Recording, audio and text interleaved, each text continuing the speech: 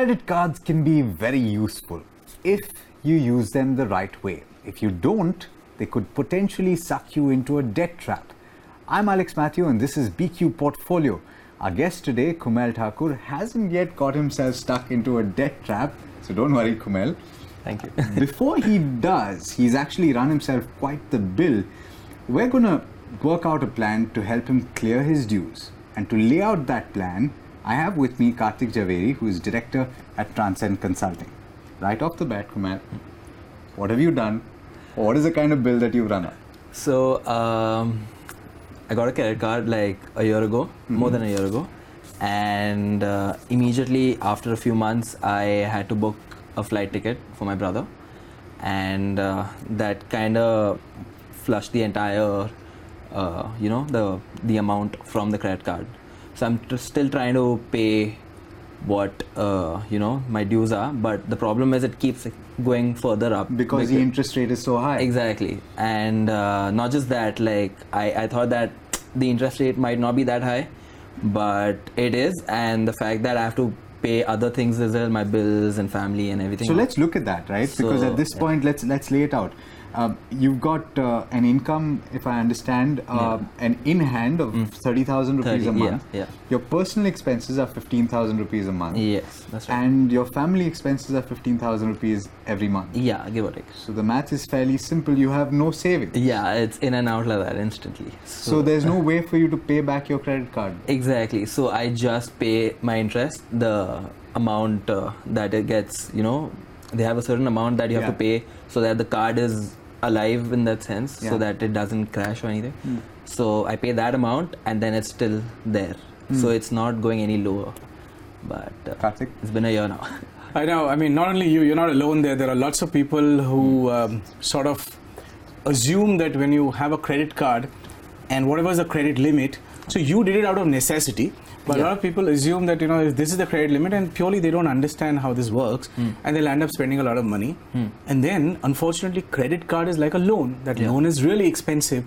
They're charging you at the rate of 3 to 4% a month, which is like 36 to 40%, 42% a year, which is humongous. It's like insane. So you'll end up getting into a spiral, which keeps happening all the way, and you just don't see a exit from there. Especially when you are very, very tight, even on your surpluses and savings, So not only from your point of view, I'm going to throw 5 ideas at you. Okay. Obviously, what can work, what can't work. And not only for you, but for everybody who's watching here, when you are in a debt trap, there is a sequence of things that you need to do. You go through this sequence, find out what's possible, what's not possible. Right? And this is a sequence which is my sequence, basically. So, number one, I don't like to compromise. So the most obvious thing that someone's going to tell you is cut expenses. But I'm going to tell you another thing. Can you, in one form or the other, increase your income? So now, hear me out. You're working somewhere. So the ways to increase income could be perhaps doing another job or like a part-time job or a weekend job or doing some activity, maybe a blog, maybe something else, which can bring in a few extra bucks. Okay. So that's the income generation. Is that a possibility?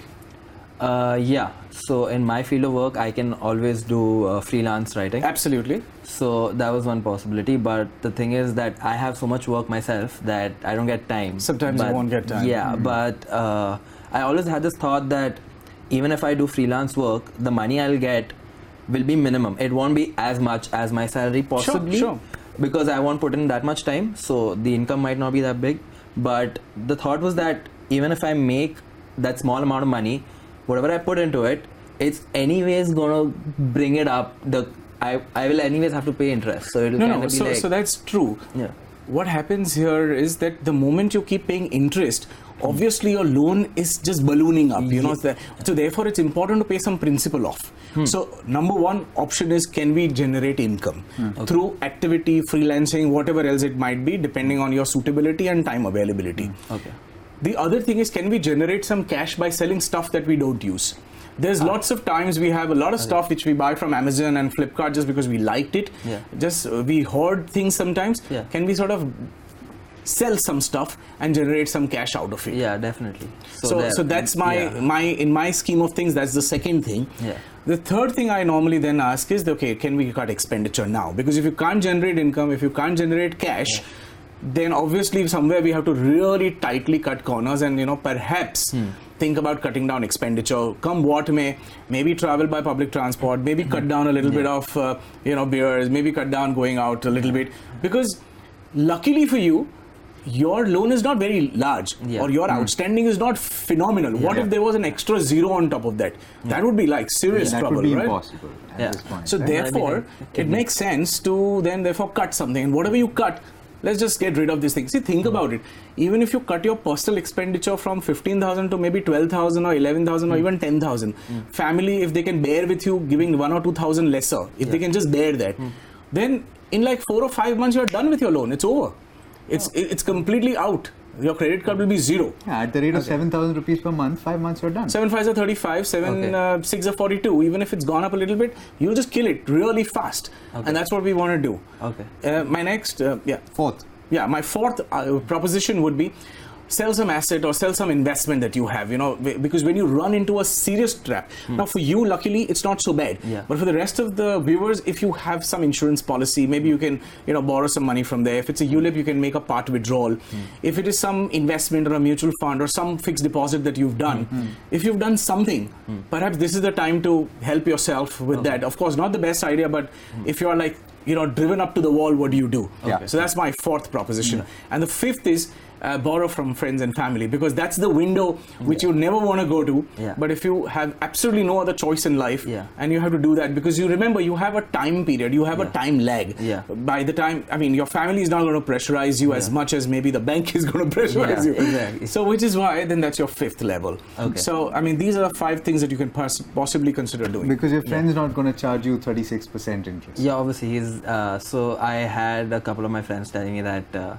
They are going to, because it's a small amount, right? For right now. Exactly. Right for me, it's big because I have taken that burden on myself. I don't. It's all relative. Yeah, it's all relative. Exactly. So still a small amount, like 35,000, right? For today's time.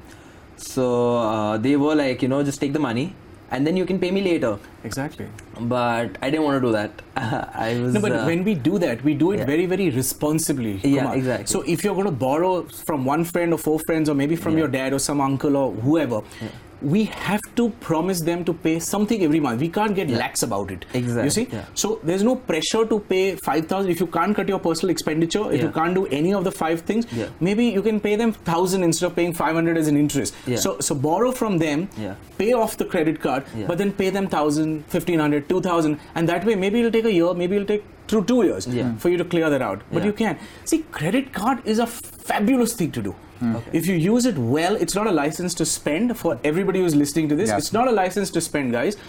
It's a fantastic facility. You spend on the credit card, you go plastic, you become cashless, and link it to your bank account. So whatever you spend, automatically the entire payment is done by the end of the payment cycle. So you do not even roll 1 penny. You actually become a loss-making customer for the credit card company. But well, they earn because there is a transaction fee that the merchant pays. So don't need to even feel guilty about it. So don't treat it like a loan. Don't treat it like a loan. Use it like a facility. So you don't have to carry a wad of cash in your pocket. You spend on it. You get loyalty points. You get discounts. You get vouchers. And that actually adds to your income. That saves your money. Whatever you save, start a 500,000 rupee SIP out of it. You see? It can be an extremely powerful device to use. But it needs discipline. I personally cannot use a credit card because I'm not that disciplined. So here it was not my expense personally, but it was my family. I understand. So that way, I can handle a credit card, but I was never in for the credit card thing in the first place, because there's a cycle you have to keep up with and then know when to pay. It's very easy. We live in such a wonderful world of technology. You get a credit card from the bank in which you have a bank account. Okay, let's make it very simple. Okay. You get a credit card from them. Most credit cards are free, so you don't have to pay an annual maintenance fee for them, right? Most credit cards have some sort of a tie-up with some restaurant, some movie, some multiplex, whatever, and you get discounts, you get loyalty points where you spend anything. Now, you put a standing instruction in your bank account that at the due date of the card, pay it automatically. And then, see, all of us have to pay our electricity bill, all of us have to pay our mobile bill, all of us have to pay some miscellaneous charges. You know, you can even tie up these miscellaneous charges on your credit card because you're paying them anyways, right? But you have some facility, your bank account will automatically debit off that money, and you're getting points for that, you're getting loyalty bonuses for that. You don't even have to think when the payment due comes. You know your monthly expenditure is, say, 10,000 or 15,000 or some X amount. Tie it up, your card, use everything on your card automatically, and the bank account will just swipe it off. Okay. But very, very beautiful. So that's how you use a credit card. What are you going to do with your debt right now? How are you going to? Which of the 5 options are you going to pick? So the first 2 and the 5th it was in my mind. The first 2 were I was thinking I'll use them both together. As in, of course. So just to boost that period of paying off the loan. Absolutely. So kind of just I have certain things that I can sell off, and then and you can always buy better things later on, right? Sell off old mobile phones, sell off old things which you don't need. Mobile phones I can't, but but the old ones.